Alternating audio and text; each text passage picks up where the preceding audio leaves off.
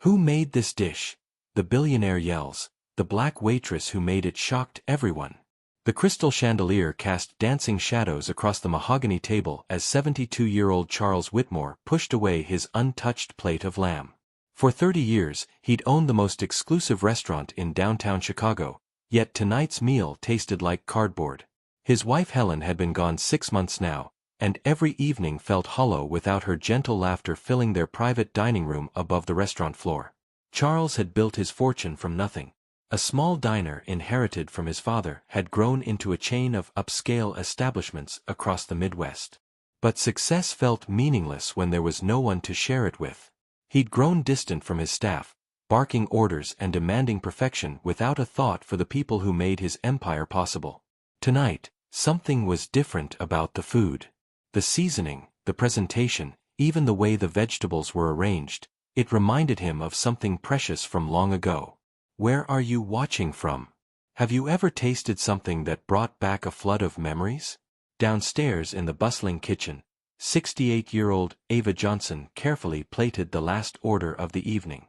Her weathered hands moved with practiced grace, arranging the glazed carrots just the way her grandmother had taught her 50 years ago in their tiny Mississippi kitchen. She'd been working at Whitmore's for only 3 weeks since moving to Chicago to live closer to her daughter, but cooking had been her passion for decades.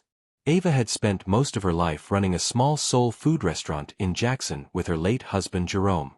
They'd never made much money, but their little place had been the heart of their community. After Jerome passed and her arthritis made the long hours impossible, she'd reluctantly sold the restaurant and moved north. At her age, finding work wasn't easy, but the head chef at Whitmore's had given her a chance in the prep kitchen. Charles descended the back stairs, something he rarely did anymore. The kitchen staff quickly straightened, unused to seeing the owner outside of staff meetings. His sharp blue eyes scanned the gleaming stations until they landed on Ava, who was cleaning her workspace with the same careful attention she gave to every task. "Who prepared the vegetables for my dinner tonight?" Charles asked, his voice carrying its usual authoritative edge. The head chef, a nervous young man named Peter, stepped forward. "That would be our new prep cook, sir. Ava Johnson. She's been handling the vegetable stations this week." Charles studied Ava, taking in her dignified posture despite her simple uniform, the way she met his gaze without flinching. "The seasoning was different. I specifically requested that all my meals follow the standard recipes." "I'm sorry, Mr. Whitmore," Ava said quietly, her southern accent soft but clear. "I added just a touch of my grandmother's herb blend. I thought it might enhance the flavor, but I should have asked permission first." The kitchen fell silent. Everyone knew that Charles Whitmore didn't tolerate deviations from his precise standards.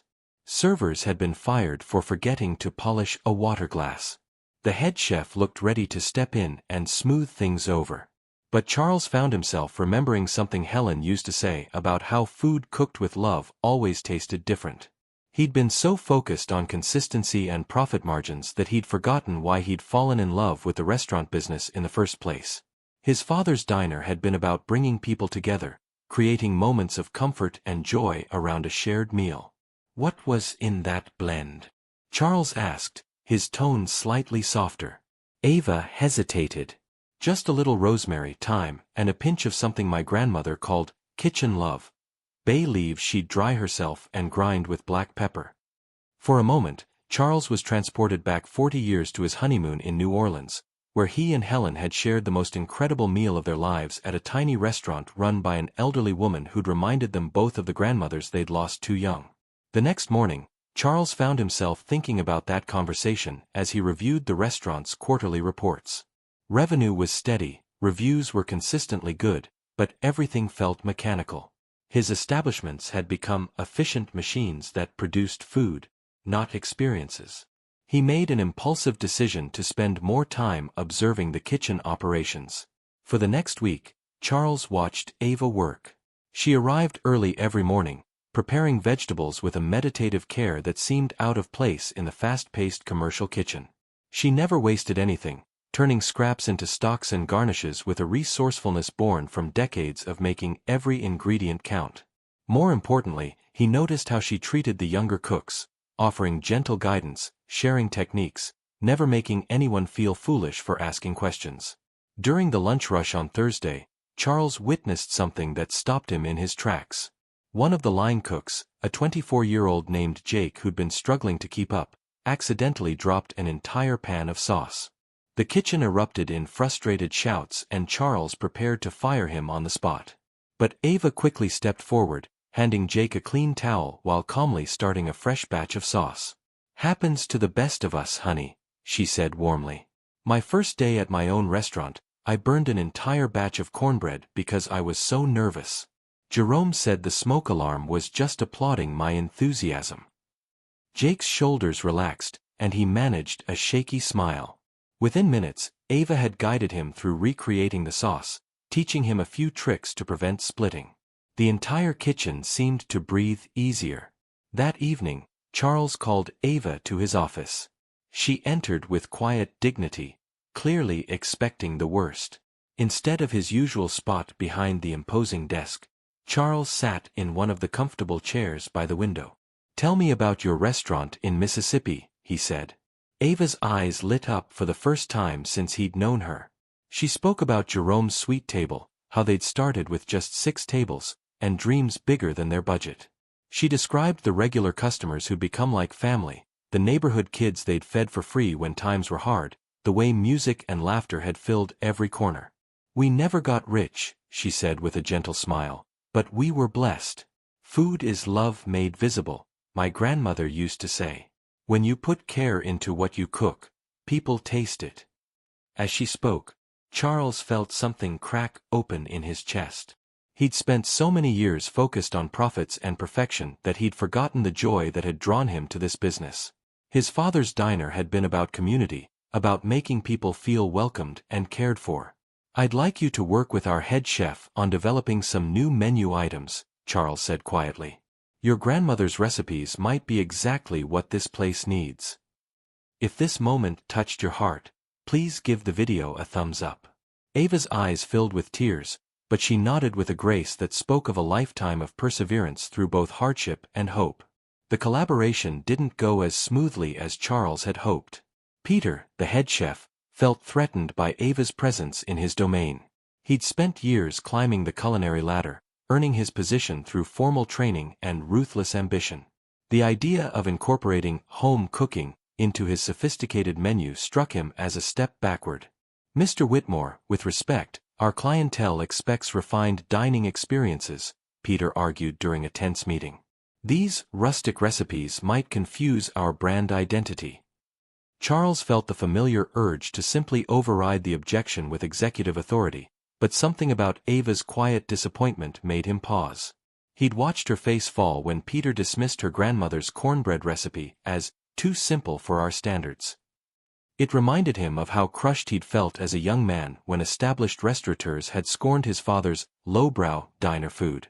The crisis deepened when several kitchen staff began taking sides. Some rallied behind Peter's position, worried that changes might threaten their jobs. Others, particularly the younger cooks who'd benefited from Ava's mentorship, quietly supported her ideas. The kitchen's harmony fractured, and service suffered. Charles found himself caught between worlds, the business acumen that had built his empire and a growing recognition that success without soul was just an empty monument to his own ego. Helen's voice echoed in his memory. "Charles, honey, when did you stop believing that bringing people joy was worth more than any profit margin?" One evening, as Charles sat alone in his office reviewing disappointing customer feedback about the food lacking its usual spark, Ava knocked softly on his door.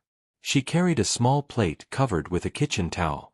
"I thought you might want to try something," she said simply, setting the plate down.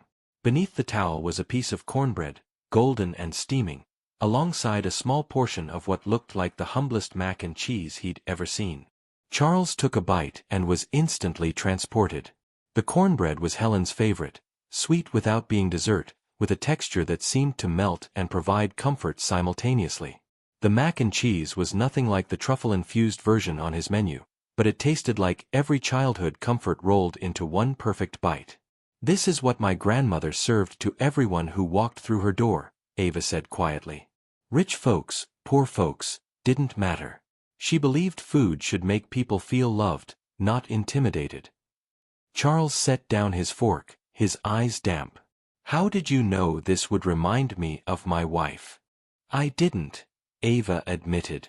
"But I've learned that when you cook with the intention of bringing comfort, it somehow finds the people who need it most." Have you ever faced something like this, choosing between what's profitable and what's right? Let us know in the comments. Charles realized he'd been running restaurants like factories when they should have been sanctuaries. The question was whether it was too late to remember how to prioritize people over profits, especially with his entire staff watching and waiting to see what kind of leader he would choose to be. Charles made his decision that night.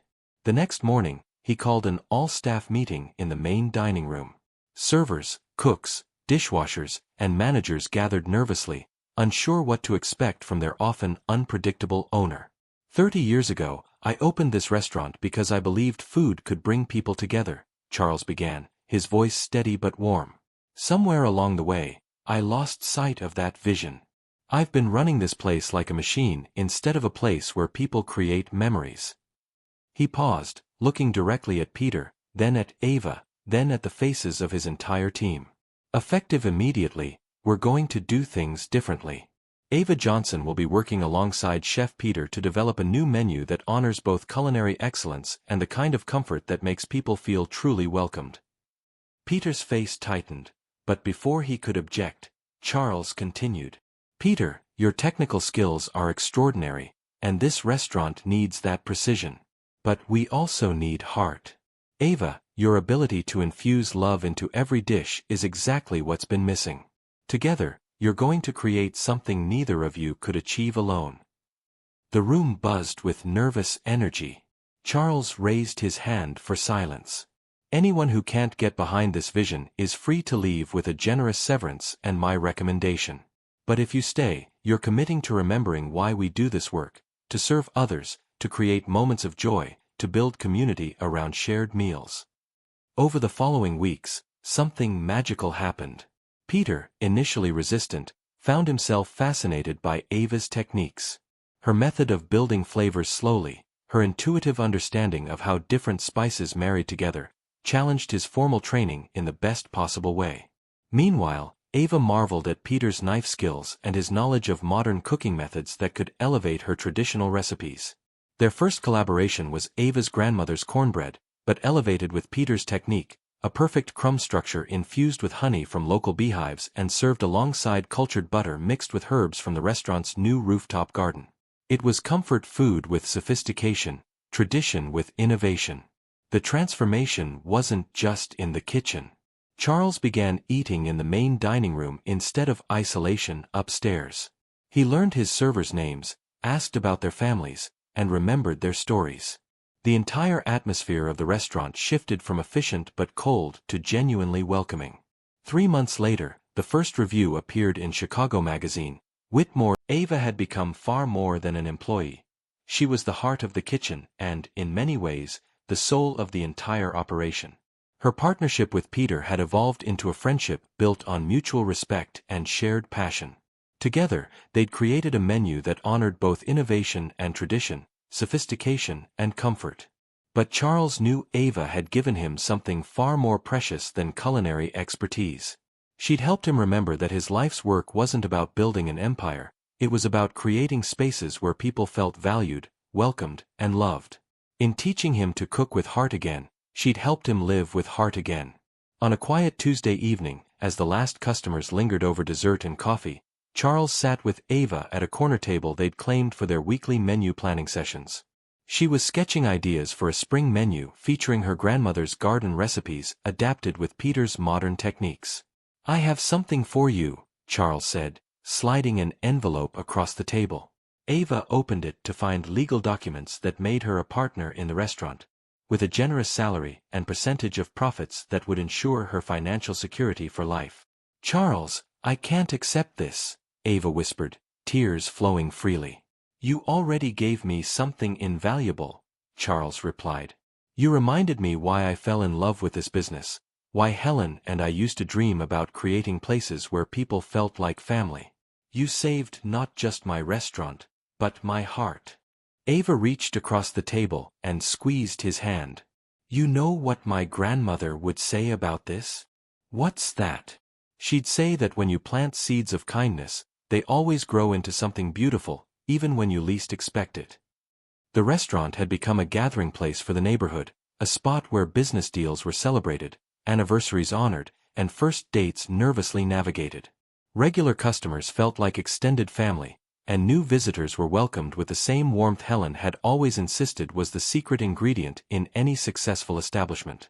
Charles had learned that true success wasn't measured in profit margins or prestigious reviews, but in the smiles of satisfied customers and the pride of a team that worked together with purpose and joy. He'd discovered that leadership meant serving others, not commanding them, and that the most important ingredient in any recipe was the love with which it was prepared. As they sat together planning tomorrow's menu, Charles felt Helen's presence in the warm laughter echoing from the kitchen, in the satisfaction of work done with both excellence and heart. He'd finally learned to cook and live with love. If you enjoyed this story, please remember to like, leave a comment with your thoughts, and subscribe for more heartwarming tales. Thank you for joining us on this journey of transformation and hope.